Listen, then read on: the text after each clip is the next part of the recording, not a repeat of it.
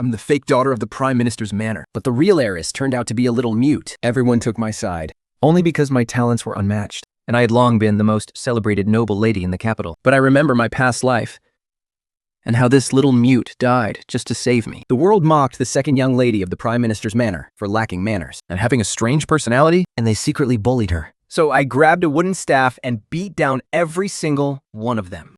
Little mute, if it's the zither, chess, calligraphy, or painting, your elder sister will teach you myself from now on. Which one do you like? And her hand, which was catching venomous bugs, trembled slightly. On the day Kuizi returned home, the atmosphere in the manor was incredibly awkward. She refused to let the maidservants change her clothes and attended the family banquet in tattered rags. Even though she was born on the exact same day as me, she looked so thin and frail, like a child who wasn't even 12 years old. What was worse, she couldn't speak. She was a mute. Embarrassment was written all over father and mother's faces. They introduced me as the legitimate daughter of the Prime Minister's estate and as her elder sister. They didn't say a single word about me being the fake heiress who had stolen her place. I smiled warmly at her, and Kuiji's eyes brightened up in response. She wanted to sit down next to me, but mother snapped at her to behave. Behave yourself, don't upset your sister. I smiled at mother. Mother? Gigi has just returned to the Prime Minister's manor. It would be better for her to spend time with someone her own age, like me. As soon as the words left my mouth, I covered my mouth and coughed, my face flushing red, looking as if I were about to cough up blood. Only to be shoved aside by mother, and she almost fell over. Chachi, take your medicine quickly. Mother poured a pill out of a small porcelain bottle. After I swallowed it with some water, my complexion looked much better. Mother, you've bumped Gigi all the way into the corner. I stood up and sat right next to Quizit, completely ignoring her muddy clothes. Even as the dark mud stained my fine silk robes, Clerchizy instinctively shrank back a little. I gently stroked her frail, scruffy little head. It's all right. You can sit right here next to sister. In my past life, this was the exact awkward situation she faced when she first returned to the Prime Minister's manor.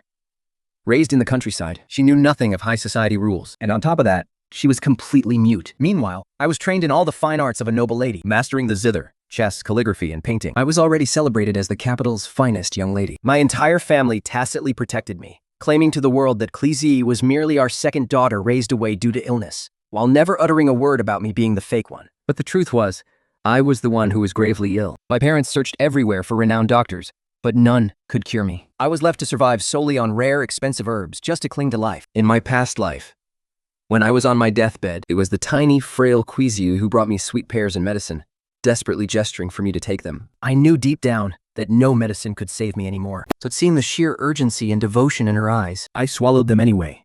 Right after, I vomited black blood and fell into a deep coma for 3 days and 3 nights. But when I finally woke up, bizarre illness that had plagued me for years was miraculously cured. My parents were absolutely astonished, but when I asked where Frigi was, they only stammered that they thought she had poisoned me and had brutally beaten her to death. Before she died, she was clutching one of my hairpins in her hand, holding it tight. I remembered when she first arrived, and I caught the servants bullying her. I gave those servants a harsh punishment and gifted her that very hairpin. To think a tiny speck of kindness would mean the entire world to her. Once I fully recovered, I knelt before Krizizi's grave, chanting prayers for her soul. But the moment I opened my eyes, I found myself back to the day she first crossed our threshold.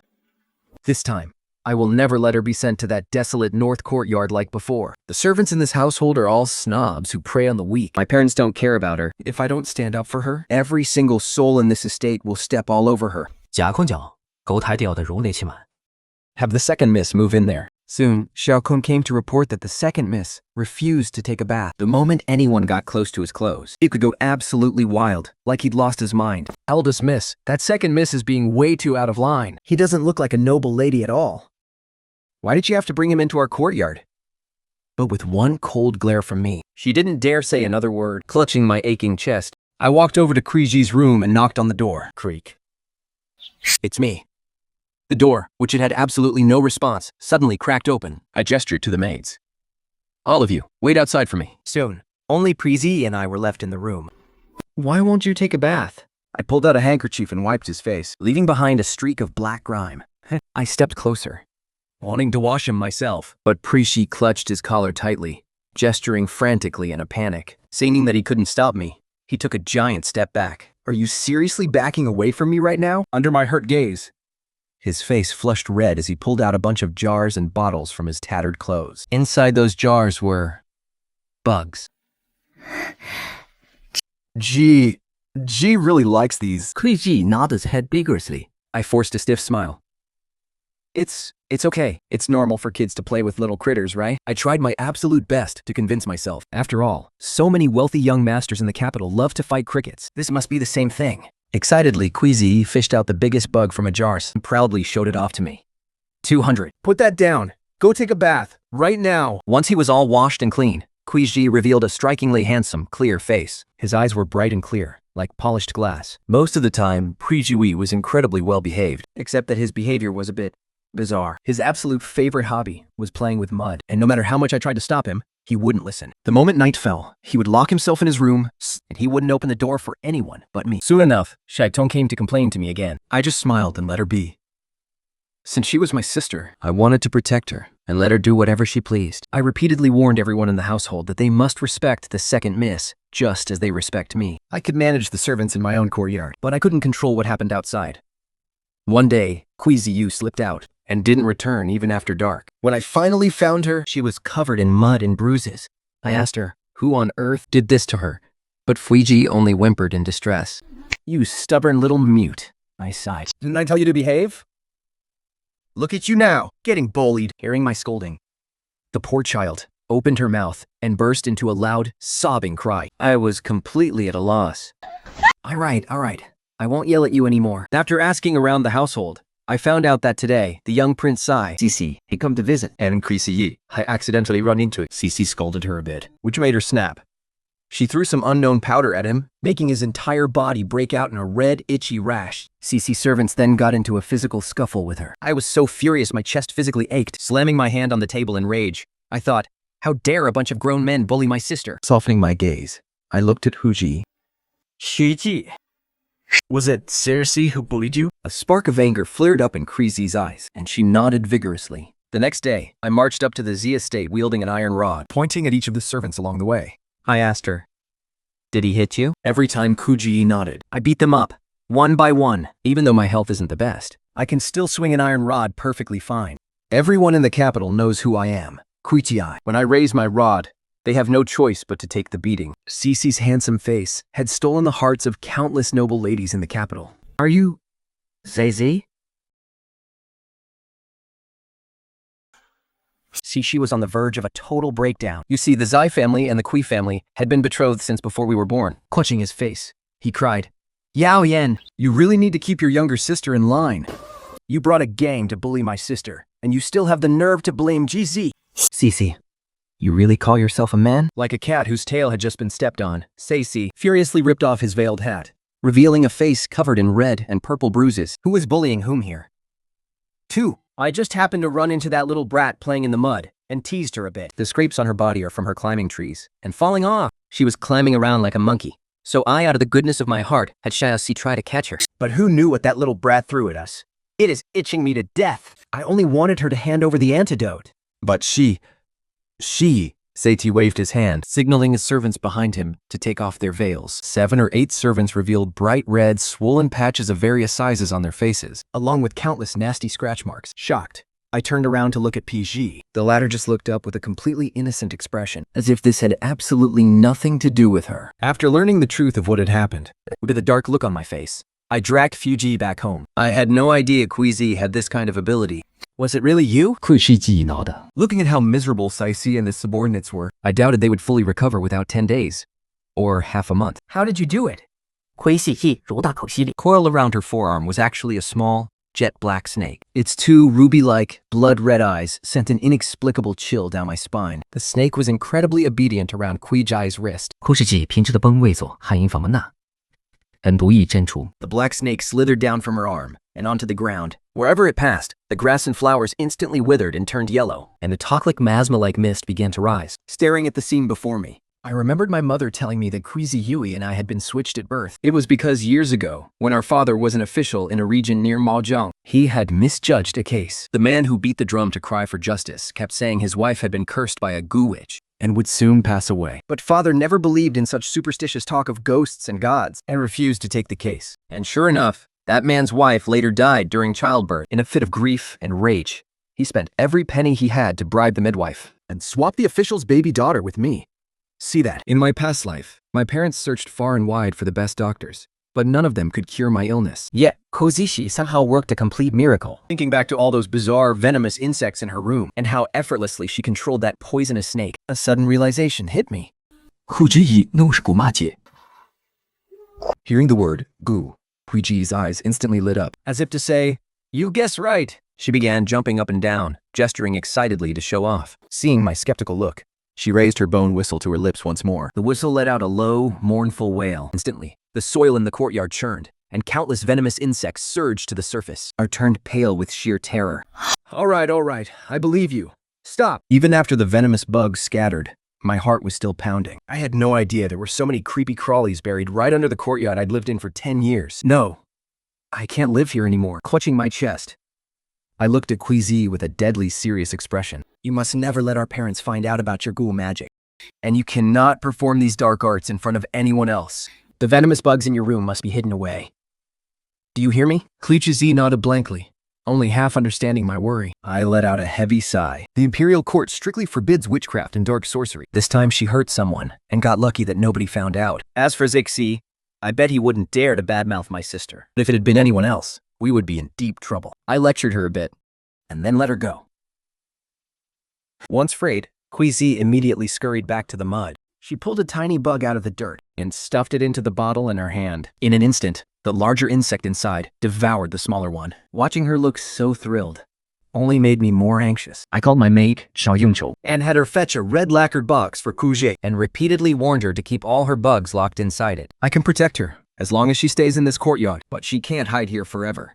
As the daughter of the Prime Minister, you need to learn at least a little bit of poetry and etiquette. I remember how in his past life, because he didn't know the proper manners, his wealthy lords and ladies secretly took out their anger on him and humiliated him. His father and brother bullied him constantly, and even his own biological parents never showed him a shred of love. In the end, they actually punished him and beat him to death.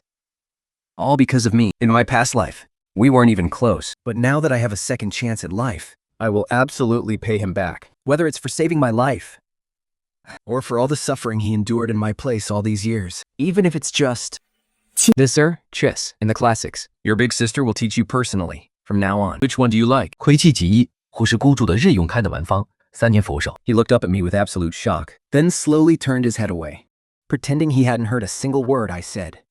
I walked over and squatted down next to him, reaching out to wipe the mud off his face. So, what do you say? Do you want to learn from your sister? Krizi blinked and looked at me, staggering in sign language that I couldn't understand. He still looked extremely reluctant. I was about to persuade him some more, when suddenly my vision went pitch black and passed out. The bitter scent of Chinese herbal medicine filled every corner of the room. My mother was sitting by my bedside, her eyes brimming with tears. Jia, are you feeling any better? I clutched my chest and sat up, feeling a sharp, throbbing pain in my heart. I took my mother's hand. Mom, I'm fine. Tell me the truth. Are you upset because I brought Ji back home?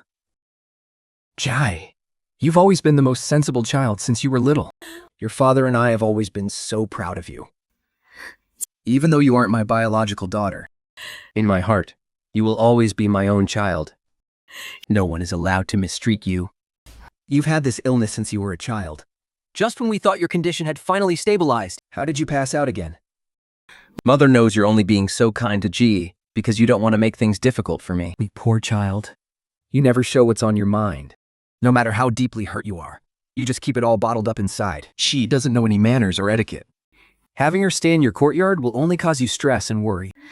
I'll have the villa on West Street prepared right away. And let C move over there. Mother, how can you do that? I know you and father spoil me. But after all, GZ is your real daughter. Of course I see her as my sister.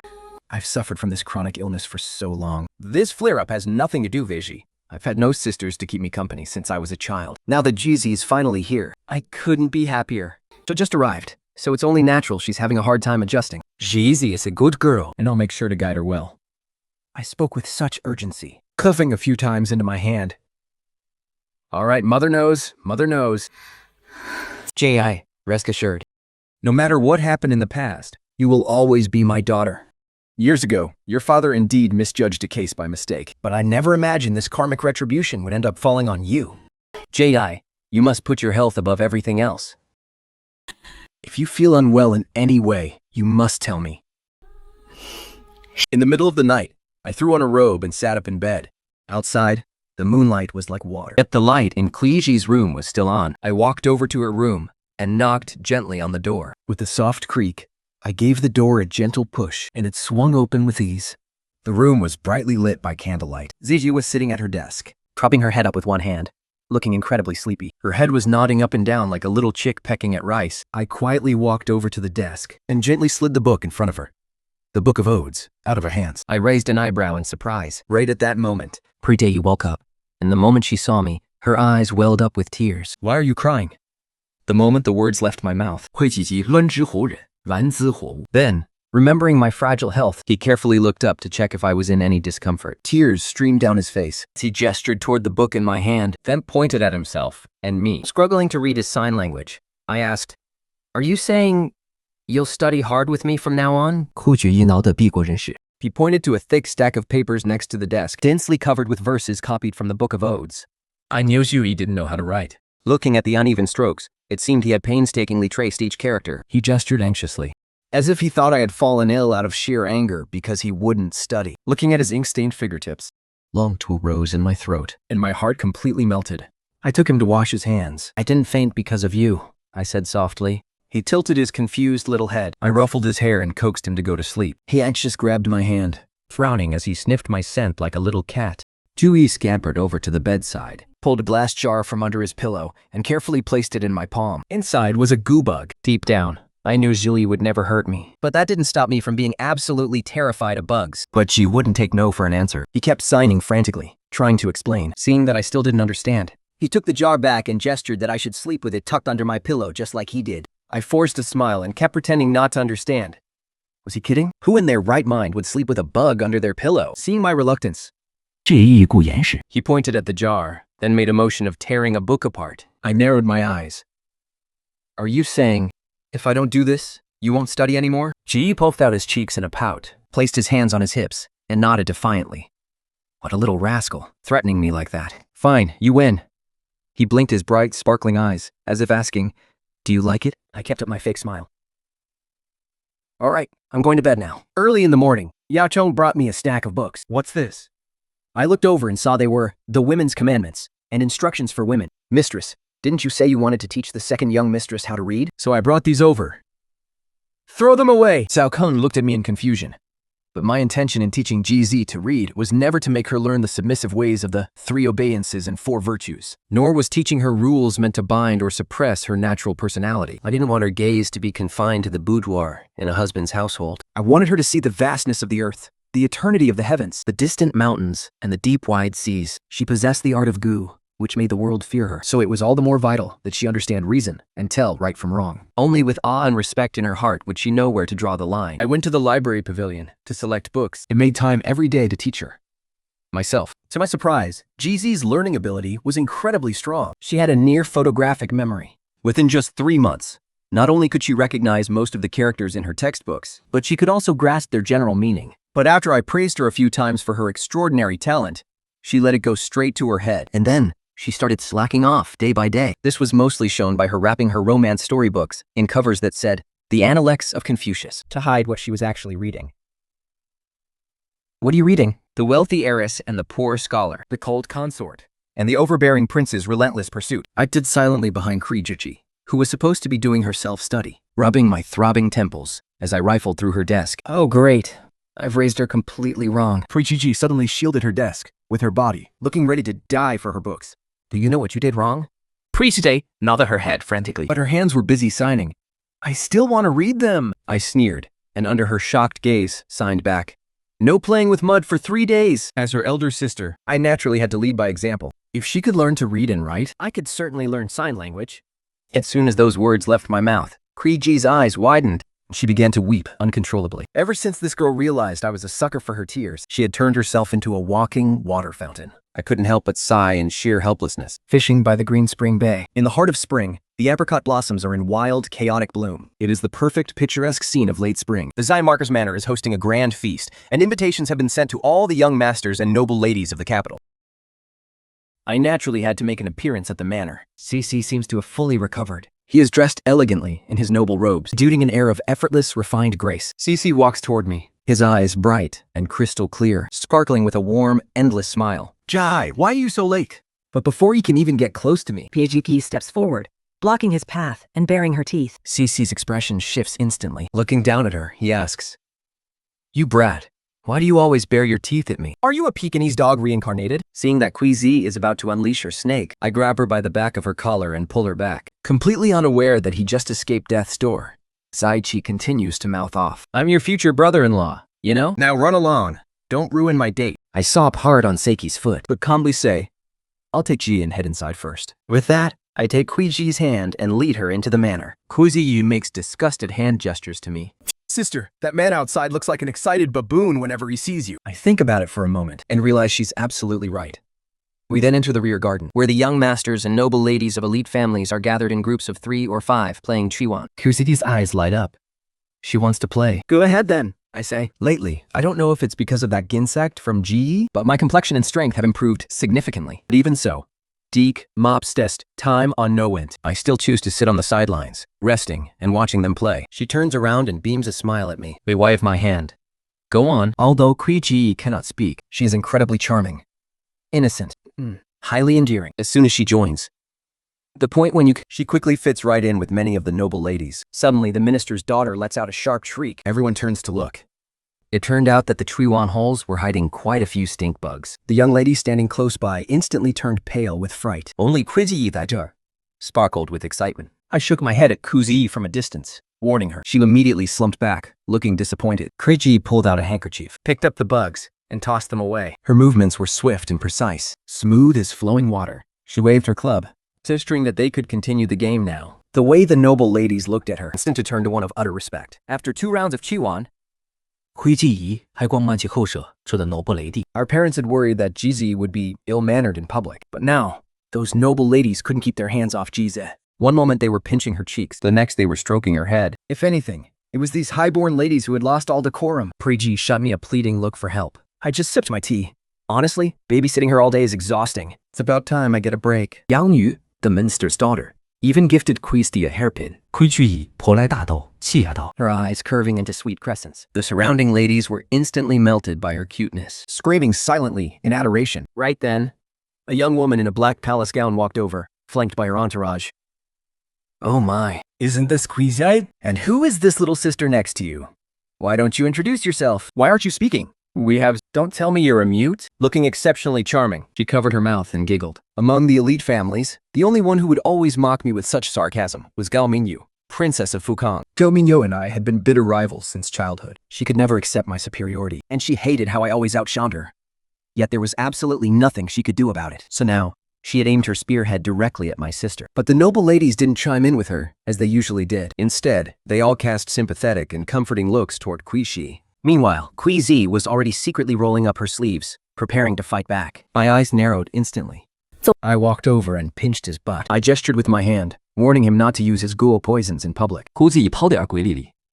思思啊，有笔名帖没？ How dare Gao Mingyu lecture my G's? I'll definitely teach her a lesson. But for CGE were caught using goo in broad daylight, the consequences would be truly unthinkable. 估计仪是力抛的。 His eyes instantly welling with tears. As he unleashed his ultimate weapon, he began weeping hysterically right in front of everyone, looking as if he had suffered the most terrible injustice. Oh, don't cry. Please don't cry. Skivowich, the second young miss of the Prime Minister's estate, must be 16 by now, right? How does she look so tiny? She's just like my little sister at home. I know, right? Seeing her cry like this really breaks my heart. I heard she lost her voice because of some illness. For the princess to rip open her wounds like this is indeed uncalled for. Ga Mingyu's face tensed, suddenly at a complete loss. She never expected that, while I was as tough as steel, my younger sister would have such a fragile heart. Queeji's weeping was so heart-wrenching, it made Princess Fukang look like an absolute bully. I didn't say anything bad to you. Why on earth are you crying? Stop crying. Please stop crying. Ko Mingyu frantically tried to wipe away his tears. But Queeziyu only sobbed harder. Her frantic, clumsy fumbling only showed how utterly flustered and defeated she was. In the end, Princess Fukang had to shell out 2 bags of gold leaves to coax him into naively drying his tears. Before leaving, she couldn't resist pinching Queezi's cheek again. Seeing that the kid was about to burst into tears again, she quickly threw in another bag of gold leaves. Queezy was about to cry again, but when Ga Mingyu shook her pouch, it was empty. Once the banquet started, Queezy sat obediently by my side, nibbling on pastries. He secretly gestured to me. Sister, that big baboon is staring at you again. I raised an eyebrow and glanced over, only to lock eyes with Saisi's lovesick face. Then, I silently looked away. After the banquet, Ku's Ji was so swarmed by the noble ladies that he couldn't break free. Suddenly, a hand reached out and pulled me into a corner. It was Zaisi. I opened my mouth to call out for Xiaoqiu, But he flashed me a playful, knowing smile and headed toward the carriage to wait for me. Cici was stunningly handsome, With incredibly refined features, he's standing so close to me. his hammer eyes clouded over with a soft, misty haze. I can't quite read what he's feeling. But at this distance, we're so close. Close enough that I can smell the faint woody scent of incense on him. Siwak and I have been betrothed since we were children. We've already completed 5 of the 6 marriage rites. Our wedding is set for early next spring. Feeling his gaze on me for so long, I Uncomfortably look away. A flicker of panic crosses Zaisi's face. Jejia, are you avoiding me? Do you not love me anymore? Seeing the sheer heartbreak written all over his young face, I suddenly feel a desperate urge to step forward and hold him. He glares at me, gritting his teeth. Even if you don't love me, it doesn't matter. I've waited so many years for this. You have to marry me! CCK's intensifies, searching, as if trying to peer straight into my soul. He mutters softly. I don't believe you don't love me. Suddenly, he wraps his arms around my waist and sweeps me up onto his horse. Leaning in close to my ear, his warm breath tickles my skin. You spend all your time worrying about that little sister of yours. If I let you go back home today, Who knows when I'll get to see you again? With a sharp crack of the whip, he spurs the horse forward, holding me safely and securely in his arms. Startled, I cry out, "Where are you taking me?" 聚义系是结未定火密。 He leans down, pressing a tender kiss to the crown of my head. He says softly. Jejia, I've already instructed Xiaoqiu. He'll take your sister straight back to the family manor shortly. But right now, let's not talk about anyone else. This is just about you and me. CC guides the horse, turning us down a narrow alleyway off South Street. He helps me off the horse. Deep within the alley, a winding path leads to a quiet, secluded spot, where a simple, yet elegant, little courtyard house suddenly comes into view. Startled, I look at him. Siki, where are you taking me? To see Master Zhongying? He grips my hand tightly, refusing to give me even the slightest chance to slip away. I freeze in my tracks. Master Zhongying? Master Zhongying, the legendary divine physician everyone whispers about. He has miraculous, healing hands. Eating Enderer tried to recruit him to the Imperial Medical Academy multiple times, but he politely turned him down. Feeling a bit uneasy, I asked, "Why did you bring me to see Master Zhongying?" He tightened his grip on my hand. 酷忌癌，邪气人里口敏戴帽福年。 Usually when someone calls you by your full name, it means they're angry. Suddenly, he turned around and pulled me into a tight embrace. He buried his face in the crook of my neck. Cici murmured, "You've been avoiding me for the past 2 years. Is it because you're worried you don't have much time left?" Jia, you sick. Why did you hide it from me?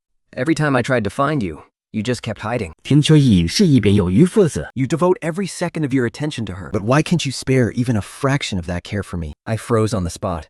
So, he knew everything all along. It's not just your Chancellor's manor that has power. I do too. Today we're seeing Master Zhongying first. If he can't help, we'll look for other doctors. The courtyard door was suddenly pushed open. An elderly man in a black robe stood by the door. Who says I'm not capable? Master Zhongying led me into the inner room. He gasped in amazement, saying I was afflicted with bone poison from my mother's womb. My heart sank. It must have been inherited from my biological mother, who was also poisoned. Master Zhongying stroked his beard and sighed. Young lady, this bone poison has been dormant in your body. You should have been bedridden and gravely ill long ago. But right now, you actually show faint signs of a full recovery. In the Central Plains, the cure for bone poison was lost long ago. Have you perhaps met some great master? I frowned. The only difference between my past life and this life was the UXGZ gave me. She had told me to place it under my pillow, and I did feel that it cleared a lot of toxins from my body. So, I started wearing it on my person. I pulled out the glass vial wrapped tightly in a handkerchief and handed it to Master Zhongying to examine. Could it be a Siki?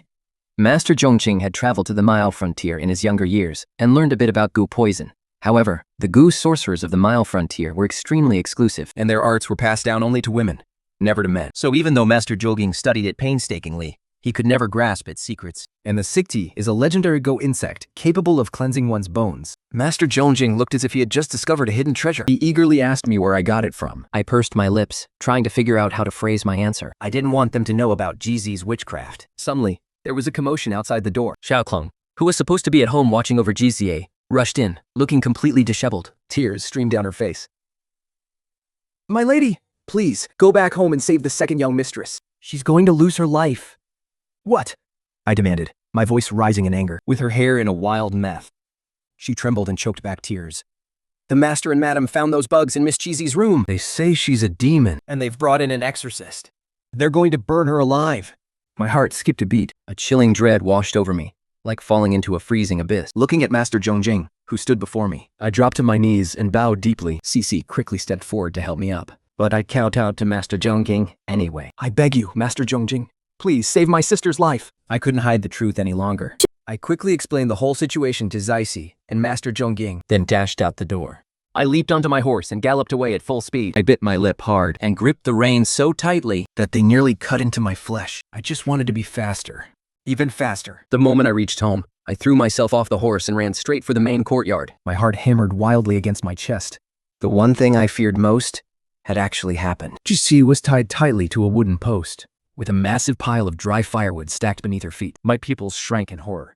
A middle-aged man in Taoist robes was talking to my parents. Cece looked at me, her eyes brimming with tears. A cold fury washed over me, freezing my face into a mask of ice. I glared at everyone gathered there. What is the meaning of this? My mother, looking gravely serious, rushed forward and took my injured hand. Jie, what took you so long to get back? She lowered her eyes, a flash of reluctance and pain passing through them. Jie, you of all people should know. The imperial court strictly forbids any form of witchcraft and sorcery. But I never imagined that because Ji was raised in Maojiang, she would end up tainted by those dark, filthy things. My brow furrowed deeply. Mother continued, "This is the exorcist priest your father brought in to cleanse the evil spirits from Ji, using holy fire and water." I threw a cold glare at the old Taoist. He looked utterly sanctimonious, a total hypocrite. Who says she only dabbled in it? What more proof do we need?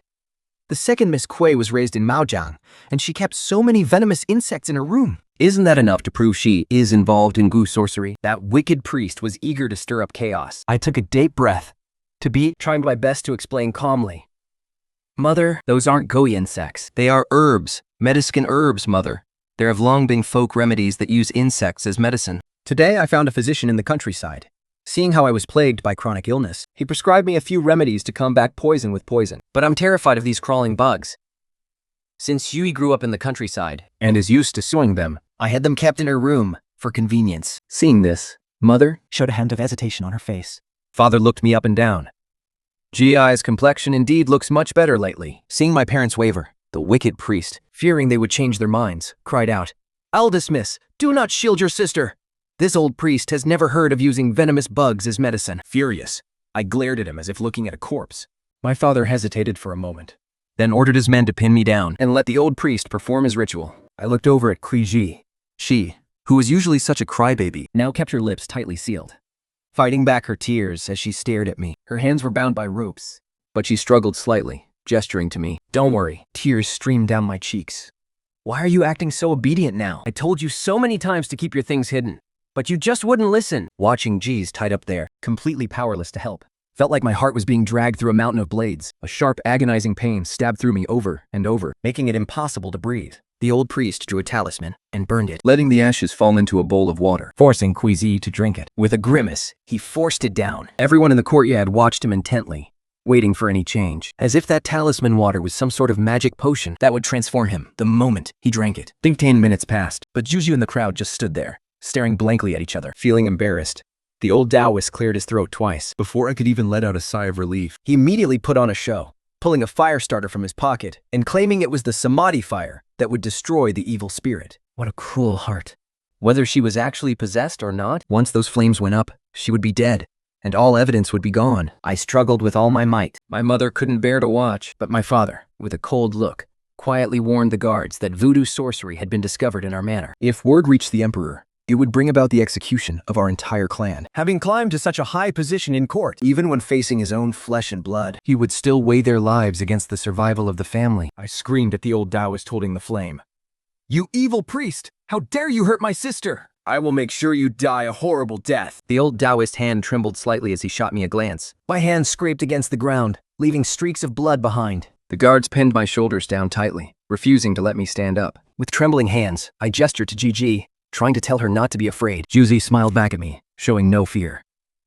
But then, the oil-coated branches touched the flame, and in an instant, roaring snakes of fire erupted. I stared at the old Taoist with pure hatred. He sanctimoniously cupped his hands to my father and said, This is the Samadhi fire. Now that the evil spirit has been vanquished, please rest easy, Chancellor. Subtly, a long sword flew through the air, slicing through the ropes binding Ji. Cici leaped through the air, pulling Kujiyu out of the sea of flames. He glared at the Taoist priest with equal fury. Since the evil spirit has already been banished, surely second Miss Kui can be released now. After all, an evil spirit has no physical body. It must have fled the moment it saw this sacred fire. Isn't that right, second Miss? Cici kicked the Taoist hard in the knee. The latter fell to his knees with a pained grimace, crying out, "Young master, my skills were lacking. I'm afraid it wasn't enough to banish the evil spirit." Silence! Do not utter such nonsense. An old man, who had arrived with Cici, strode into the main courtyard. 细细一气自己亮。 Seeing me pinned to the ground by the guards, completely ignoring my father's status, he kicked the guard away and pulled me up, shielding me behind him. Frowning, he stared at my mangled, bloody wound. His voice was thick with heartache as he asked, "Does it hurt?" I shook my head and struggled to my feet. My eyes fell on his arm, which was severely scorched by the leaping flames. He turned away to hide it, murmuring softly, "It's nothing, just a scratch." Seeing an outsider barge in during a family matter, my father's face turned dark with fury. But Zaisi was notorious for defying all rules. Arrogant, reckless, and utterly lawless. Prime Minister Kui, Jai is my betrothed. Puyin and Sai families will soon be one. So, I will speak plainly. I know you only made this decision because you feared rumors of witchcraft. Reaching the emperor's ears would bring ruin to your entire clan. But even a vicious tiger does not devour its own cubs. Much less when your second daughter never even practiced witchcraft. Prime Minister Kui, this is Master Zhongying, the very physician who prescribed the cure for your eldest daughter. Cici gestured toward the elderly man in a black robe standing nearby.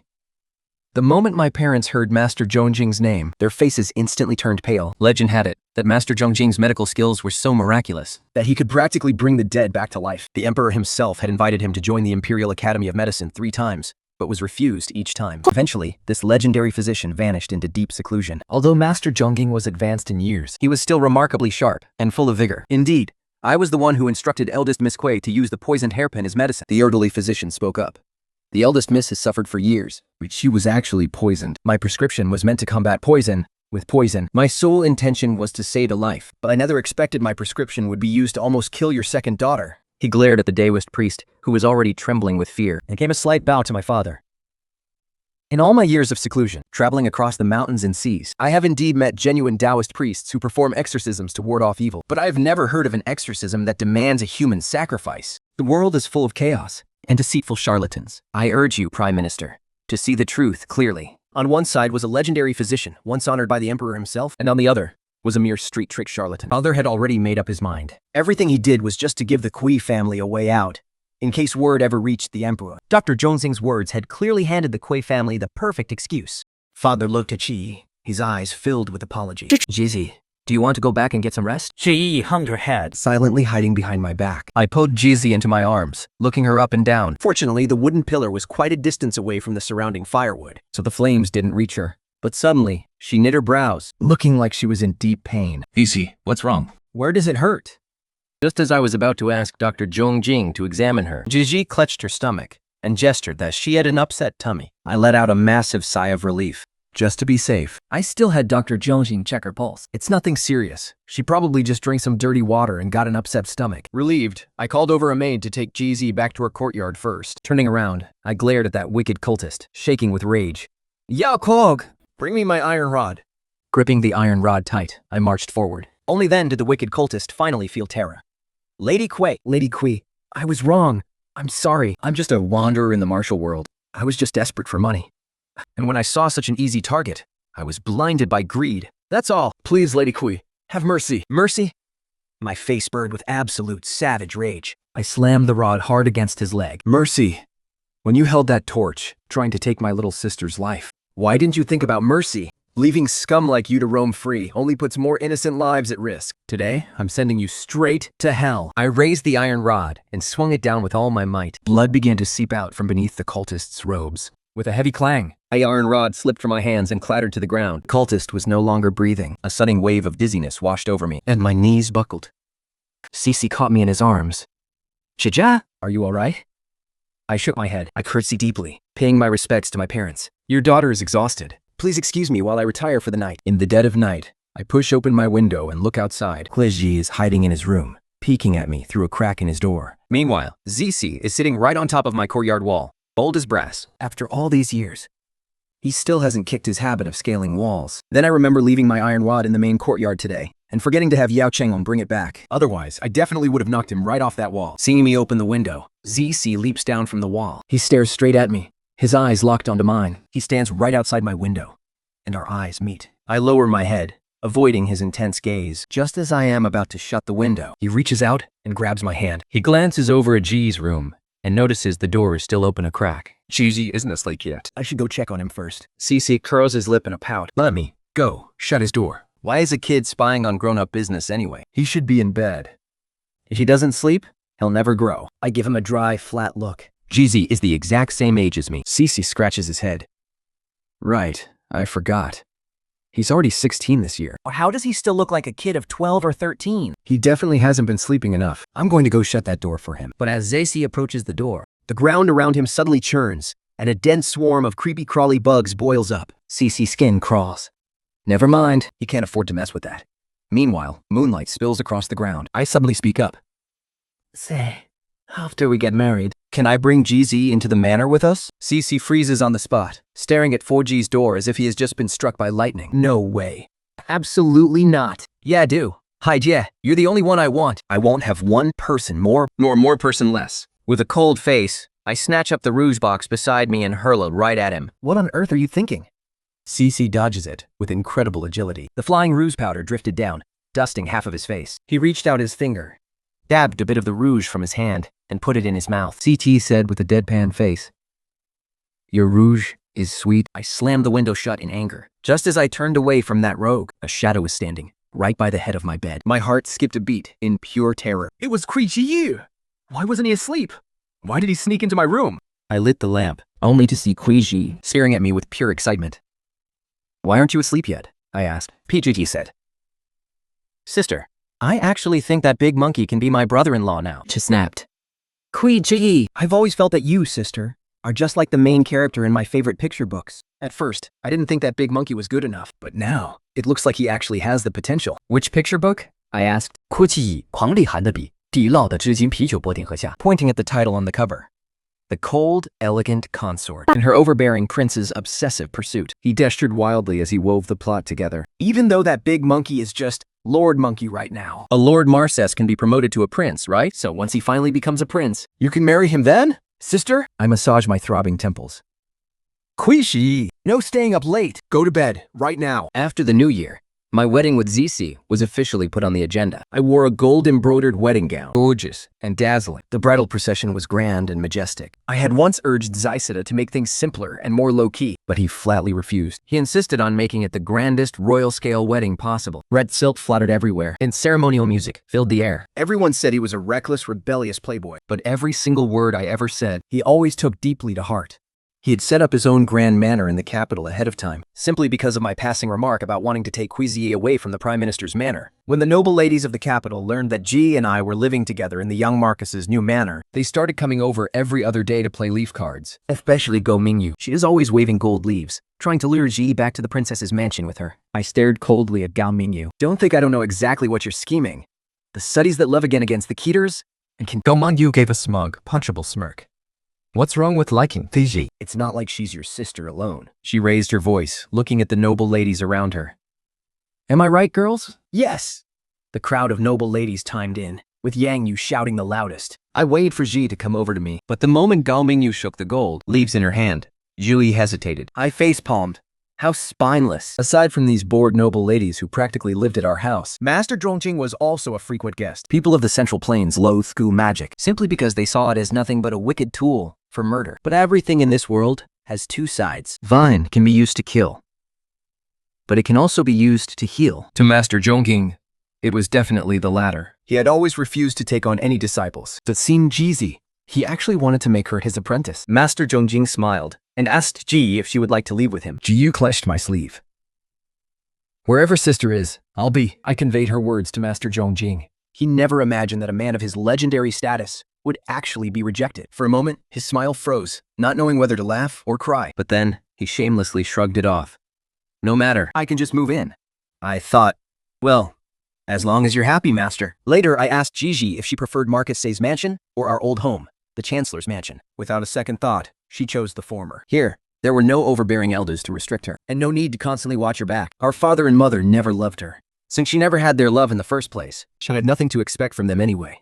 But here, at Marcus Lai's mansion, she could play different games every single day. She could even take the gold leaves Princess Fukan gave her to buy delicious pastries and picture books. Best of all, she didn't have to hide her precious pet bugs anymore, constantly terrified of being discovered. Even that old master seemed to really like her little bugs. In Ji's heart, he had become a dear, unlikely friend. But most importantly, she got to stay by my side, forever. I whispered to Jishi that if she ever met a young man she liked, she must tell me first, because my little sister deserves to marry someone who will cherish her more than anyone else. 哭泣以苦路的美日，梦想超之如眼。 Sister, I only want to stay by your side forever. Can I just never get married? I freeze for a moment, startled. Then a soft smile breaks across my face.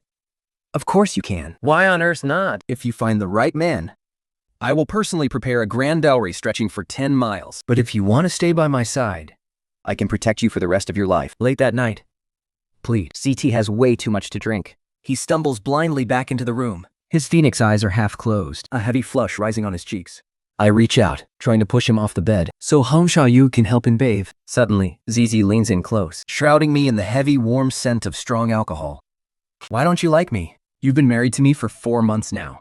4 months. Yet, you completely ignore me. CC looks incredibly aggrieved, like an abandoned puppy, blinking his wet, tearful eyes. Startled, I am just about to explain when his lips press against mine without warning. His eyes are pitch black, as if they want to pull me right in. CC's tight embrace calms all the panic in my heart, releasing my hesitation and fear.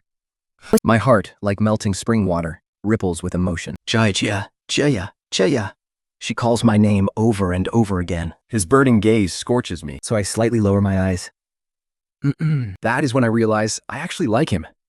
I start remembering all the wonderful things Zaishi has done for me. When we were young, the old Marquis estate was right next to our family's manor. Back when we were neighbors, his favorite thing to do was climb over the wall. My household had incredibly strict rules back then. Once mealtime passed, no one was allowed to eat anything. But children are always craving sweets and snacks. Cece would risk being chased and beaten by the old Marquis just to sneak me delicious treats every single day. Today would be sweet milk curd, tomorrow sweet Osmanthus cake, never repeating a single treat, day after day. He was absolutely terrible at his studies. Every single time he had to rely on me to cover for him so he could sneak past the old Marcus. He barely learned a few lines of the poetry the tutor taught, yet he shamelessly had the nerve to vow that we'd stay together through life and death. But a handsome, high-spirited young man? Who wouldn't fall for him? Of course. I loved him too, but I've known since I was a child that I wouldn't live long. I didn't dare respond to Zekli's feelings. I was afraid that once we were bound together, I wouldn't be able to let go. And despite my deliberate neglect, Cece still spent over 10 years following right behind me, step by step. He told me he loved me so many times, but I always forgot to tell him. ZC, I love you too. I returned his kiss, smiling as the tears streamed down my face. Extra. My name is Kriji. They all love to call me the little meat. Back when I grew up rolling around in the muddy fields of the countryside, the village children would chintz after me, shouting that name. Even after I returned to the Prime Minister's manor, the young masters and ladies of noble families would hide behind screens, whispering and calling me that too. Only my sister, Hui Jia, never called me that. She would just squat down, wipe the mud from my face, and softly call me Cheesy. Everyone said my sister was the most brilliant and elegant noble lady in the capital. A radiant, flawless moon, a being high above in the clouds. But in my eyes, she was just my sister. She was the one who, when I first returned to the Prime Minister's manor, dressed in rags and covered in dark mud, sank right next to me, without caring at all, petted my frail head and said, "Come, sit next to sister." The one I love is the person in my past life who, when I desperately clutched a life-saving antique, gesturing helplessly to get her to eat some food, even with eyes full of confusion, was still willing to trust me, just this once. And the one who, in this life, wielded an iron rod to beat up everyone who bullied me, shielding me and saying, "This is my sister." I have lived 2 lives. In the first, I silently struggled in the mud, and the only light was a hairpin my sister casually handed to me. When I died under a barrage of clubs, clutching that hairpin, my only thought was that I failed to protect her. When I opened my eyes again, I had actually returned to the day I first entered the Prime Minister's manor. My sister smiled at me, without a single trace of disgust in her eyes. I clutched the jars of goo bugs close to my chest, for the first time feeling that this world wasn't just made of mud and poisonous pests. Now, I live in Marquis Iz's estate, right alongside my sister. She married Z, the very man I always secretly call a giant monkey behind his back. He's always trying to steal my sister's attention from me, but I still grudgingly accepted him as my brother-in-law. After all, he was the one who pulled me out of that raging fire when the entire world wanted to burn me alive as a monster. He stood by my sister's side and declared, "Ga's sister is my sister, and just so my sister could live in peace with me, we went ahead and set up a new estate in the capital, opening a manor of our own, ensuring we wouldn't suffer from any rigid family rules. Life in the Marquise's estate is peaceful beyond anything I could have ever dreamed of in 2 lifetimes. The very first thing I do every morning when I wake up is check on my precious babies. A row of 7 red wooden boxes sits on the windowsill, crafted by artisans, especially for me, under my sister's orders. Inside, they hold my goo bugs, and that little black snake that's always wrapped around my wrist. Little Black is incredibly smart and understands humans. He's fiercely protective of my sister and me. Other than the 2 of us, he'll bare his fangs at anyone else who tries to touch him. Then, Master Zhongjing will arrive. He is a world-renowned divine physician, whom even the Emperor himself cannot summon. Yet he willingly serves as my personal mentor, teaching me to identify medicinal herbs. When explaining medical theory, he always strokes his beard, saying my mastery of goo is an innate talent. All things in existence have 2 sides.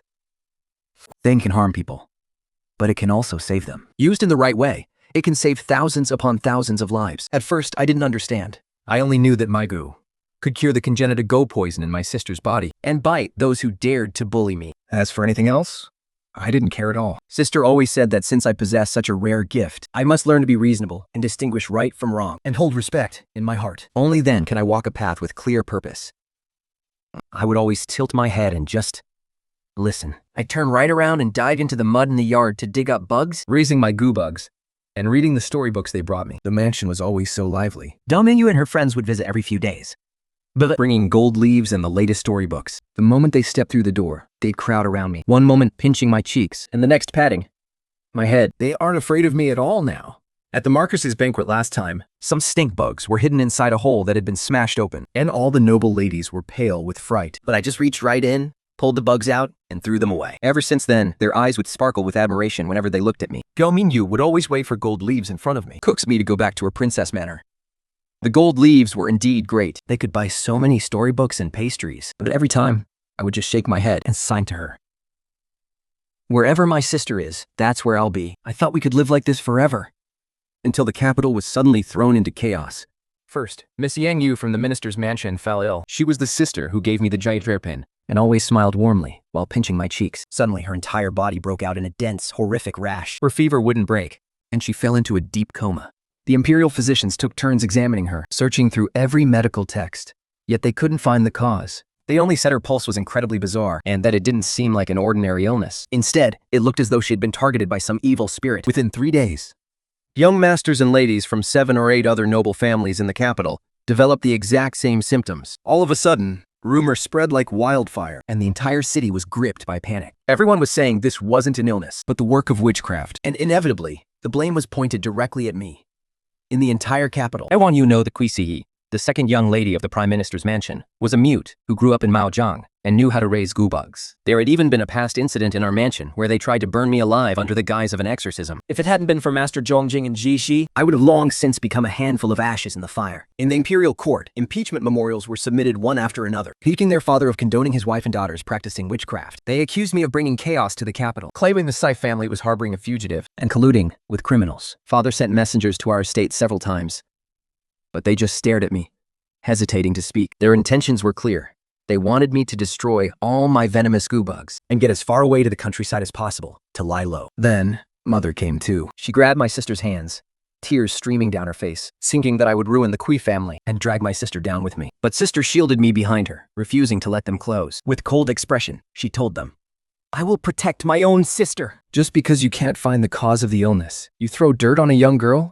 Is this what you call the honor of a noble family? DC stood right beside my sister, fiddling with the jade pendant hanging from his waist. He spoke with absolute nonchalance, yet every single word cut like a knife. If anyone dares to touch a single hair on my family's head, I will rip every single bone from their body. As I cowered behind my sister, I watched as the heated argument triggered another coughing fit. An unnatural feverish flush rushed to his pale cheeks, and he clutched his chest tightly. With every trembling breath he took, a sharp pain pierced my heart, and my eyes filled with tears instantly. In our past life, it was all because of me. Sister was slandered and ruined by gossip, and my parents had me beaten to death with staffs just to protect him in his fragile, dying state. In this life, I thought if I just stayed quietly behind my sister and didn't cause trouble, I wouldn't bring any more danger to them. But in the end, it was still because of me. He became the target of everyone's scorn, forcing him to stand against his own parents for my sake and defy the entire imperial court. I refused to be a burden to my sister anymore. Late that night, Even in her sleep, my sister's brow was still tightly furrowed. I sat by her bedside, looking down at her pale, exhausted face. My fingertips gently brushed against her hair, and only one thought filled my mind. I have to end this myself. I must protect my sister, just like she always protected me. At the very first light of dawn, my sister was still fast asleep. I quietly slipped away. I put on my seven-eyed Red River cloak, snuck out of the estate with Little Black, and went to find Dr. Zhongjing. The old master was in his study, flipping through ancient books, so worried that his hair had turned a few shades whiter. I tugged at his sleeve and signed to him that I wanted to see the patient. I can figure out what's wrong, and I can save them. Dr. Zhongjing froze in shock, looking at the sheer determination in my eyes. He finally patted my head, gave a firm nod, and whispered, "All right." We went to the minister's manor first to check on the comatose young Yu. I made everyone else step out of the room, leaving only Dr. Zhongjing inside. Uncapping my glass jar, I let Yu out. It was the legendary Bone King that could restore flesh to bare bones. The very one that saved my sister. She flew in a circle around Yang Yu and finally landed on his wrist. Its translucent wings buzzed rapidly, emitting a low, faint hum. My heart sank instantly. It was a heretical forbidden art from the Mao territory.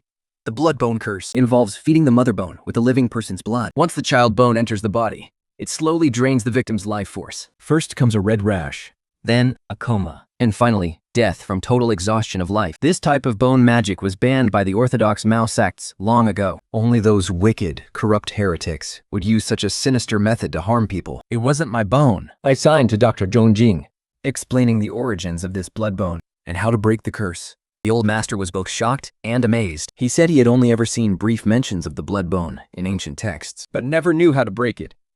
I patted my chest, pointed at myself, then pointed to Yao Yu on the bed, signing that I could cure him because Shi is the White Bone King. He can counter any rare bone curse under heaven. But to purge the blood bone parasite, Sishi must use his own bone energy to lure out the queen bug, which will drain a massive amount of his spiritual power. It also requires me to guide him with my own bone energy. A single slip-up, and the blood bone curse will backlash on me. I didn't tell Dr. Zhongjing any of this. Sitting by the bed, I held the bone whistle tightly in my hand and softly blew a melody that only the bone bugs could understand. Shishi slipped under Yan Yu's skin through her wrist. In just 15 minutes, he flew back out, carrying a drop of pitch-black blood. His glowing body had noticeably dimmed. Meanwhile, the red rash on Yang Yu's skin began to fade at a visible rate. Her faint breathing gradually steadied.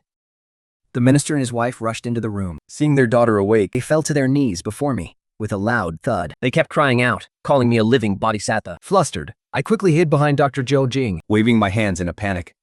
I'm not a living bodhisattva. I just didn't want my sister's friend to get hurt, and I didn't want anyone to smear my sister's name because of this wicked curse again. That day, I followed Dr. Zhongjing from house to house, curing everyone afflicted by the blood bone curse. With every person we cured, Sisi grew weaker, and my head was spinning terribly. Wang Yan's Little Black kept nudging my hand with its head, as if pleading with me to stop.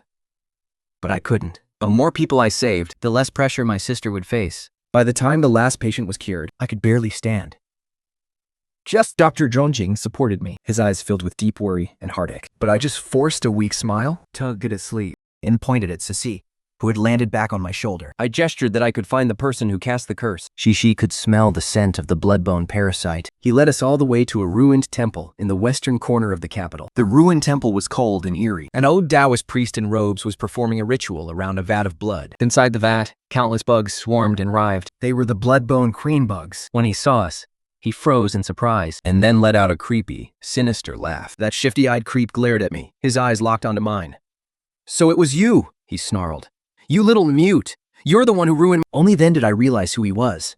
The disciple brother of that wicked priest who had tried to burn me alive. My sister had beaten his brother to death with a single blow of her staff, and he'd been harboring a bitter grudge ever since. He used dark hexes to harm people, all to frame me for his crimes. Not only would he get revenge for his brother, but he also destroy the Kui and Sai families in the process. What a perfect, devious little plot. He thought that because I was a mute little girl, I'd be completely helpless. Searing under his breath, he raised his sword and lunged straight at me. But I calmly lifted my bone whistle to my lips and gave a gentle blow. In an instant, Little Black shot forward like an arrow, striking like a dark shadow to wrap tightly around his wrist. With a sharp clang, his sword slipped from his grip and hit the ground. He froze instantly, unable to move a single muscle. All he could do was stand there, screaming curses at the top of his lungs. In a desperate frenzy, he reached into his robes, grabbed a handful of venomous bugs, and flung them right at me. I simply opened my seven-eyed red box, and my little darling swarmed out in a flash. Within seconds, they devoured his nasty, poisonous pests down to the very last one. Low Dog collapsed to the ground, his face completely pale with sheer terror. He kept screaming over and over, "You monster! You monster!" I looked down at him coldly. My sister was right all along. There is no good or evil in goo magic itself. The evil lies solely in the heart of the one who uses it to harm others. He used his poisons to torment so many innocent souls, Then tried to frame me for it. and even tried to target my sister. It's time he paid the price. I didn't take his life, though. I only had Little Black give him a single bite, leaving him completely paralyzed for 3 days and 3 nights. Then I gathered his dark ritual tools And the ledger, where he detailed his schemes to frame me. and handed them over to Zisi's men when they finally arrived. Cece took one look at my pale face, seeing how weak and unsteady I was on my feet. Surprisingly, he didn't try to bicker with me for once. He just reached out, gently supporting me, and whispered softly, "Good job, girl." By the time we returned to the estate, Night had completely fallen. my sister was standing right at the entrance, Wrapped in a thick cloak, the night wind gently rustled the hem of her gown, and her eyes were red from crying. The moment she saw me, she rushed right over. She pulled me into a tight, desperate embrace. Her hands were trembling. She held onto me so fiercely, as if she was terrified I'd vanish the second she let go. I thought she'd yell at me, scold me for sneaking out, scream at me for ruining my own health. But instead, she just buried her face in my hair. You spring a name. She's you, over and over again. You're home. That's all that matters. You're finally home. Buried in her arms, I lifted my hands and gently signed to her. Sister. I didn't cause any trouble this time. I caught the bad guys, and I even saved lives. I'm not a burden to you anymore. I can protect you. Sister cupped my face in her hands. As she watched my signs, their tears instantly spilled over. Smiling, she wiped the tears from my cheeks with her fingertips and said, "Our GZ has finally grown up. You're a brave little hero now, fully capable of standing on your own." From that day on, no one in the capital ever called me the little mute behind my back again. And no one dared to call me the freak of Fuiwu Valley anymore. Whenever they saw me, they would respectfully call me Second Miss Kui. Some even called me the Little Miracle Doctor. Master Zhengjing officially took me in as his apprentice. I became the sole disciple he would ever take in.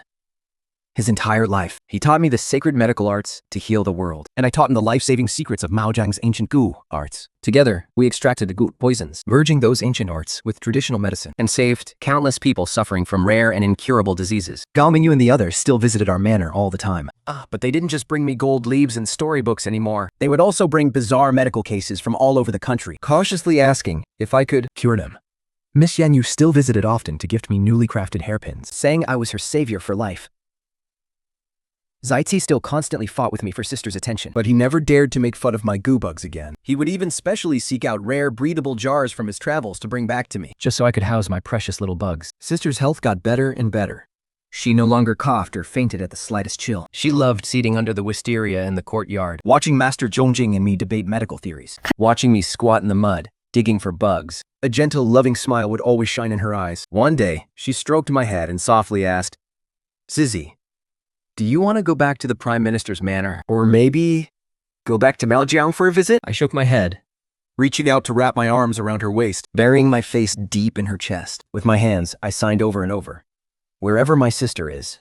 "That is where my home is." In my past life, I lived silently in the mud for 16 years. My only warmth was a hairpin my sister casually gave me.